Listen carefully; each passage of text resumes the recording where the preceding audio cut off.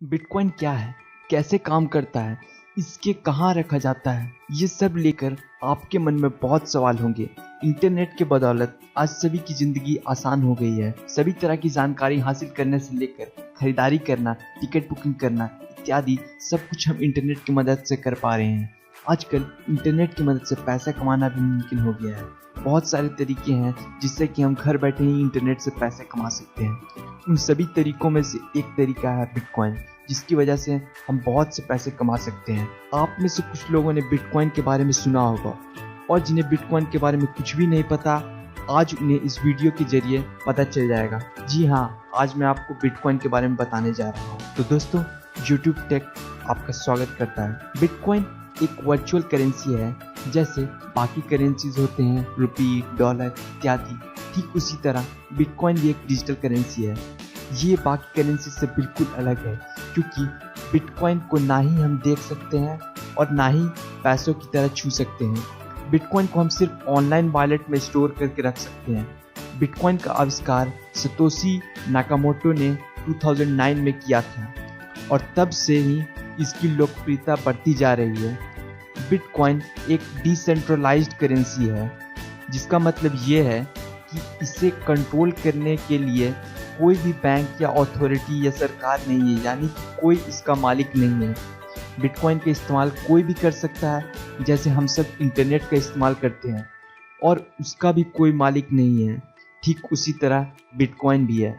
जैसे बाकी करेंसीज को इस्तेमाल कर हम ऑनलाइन ट्रांजैक्शंस करते हैं, तो बैंक्स के पेमेंट प्रोसेस को हमें फॉलो करना होता है, तभी जाकर हम पेमेंट कर पाते हैं और हमारे किए गए हर ट्रांजैक्शंस का हिसाब हमारे बैंक अकाउंट में मौजूद रहता है, जिससे कि ये पता लगाया जा सकता है कि पैसे कहाँ और कितने खर्च किए गए हैं। लेकिन बिटकॉइन का कोई भी मालिक नहीं है, इसलिए साथ किए गए ट्रांजैक्शंस एक पब्लिक लेजर में रिकॉर्ड होकर रहता है, जिसे बिटकॉइन ब्लॉकचेन कहते हैं। वहाँ पर बिटकॉइन के साथ किए गए सभी ट्रांजैक्शंस डिटेल स्टोर होकर रहते हैं और वही ब्लॉकचेन इसका प्रमाण होता है कि ट्रांजैक्शंस हुआ है या नहीं।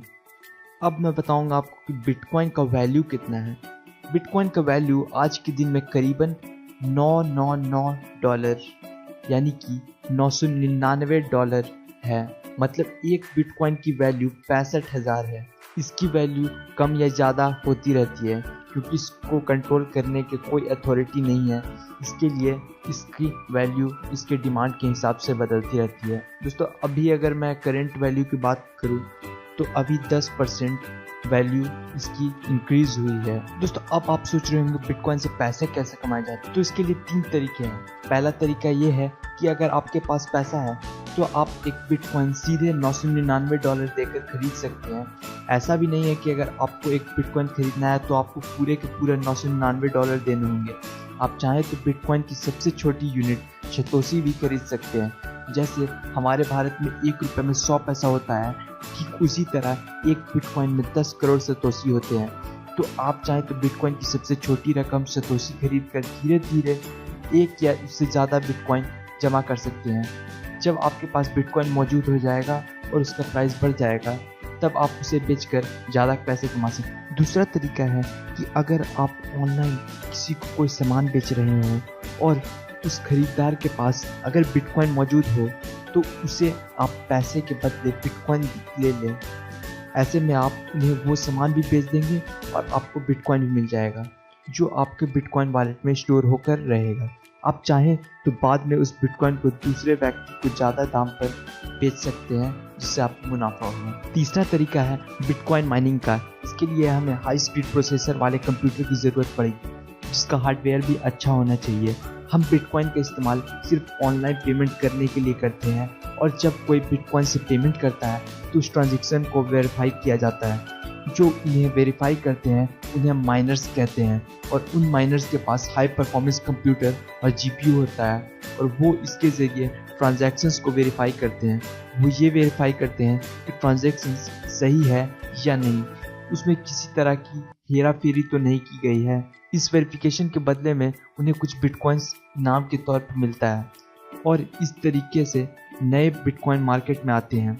ये कोई भी कर सकता है। इसके लिए हाई स्पीड प्रोसेसर वाले कंप्यूटर की ज़रूरत पड़ती है, जिसे खरीदना हर किसी के बजट में नहीं होता है।